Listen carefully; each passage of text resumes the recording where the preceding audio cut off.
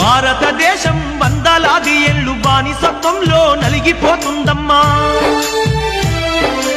ఓ తల్లి అచ్చమ్మ, నా తల్లి అచ్చమ్మ, కాల జ్ఞానాన్ని చెబుతున్న వినవమ్మా. ఎద్దులు దున్నా పోతులు గుర్రాలు లేకుండానే బళ్ళు నడుస్తాయమ్మా. నీళ్ళలో నా ఉన్న శక్తితో దీపాలు వెలిగే దినములొస్తాయమ్మా.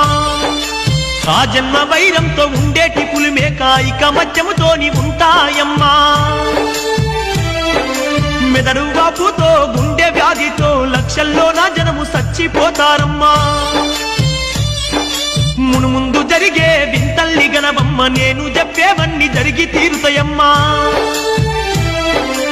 ఎంపలి చెట్టుకు నిచ్చెళ్ళు వేసే మరుగుజ్జులే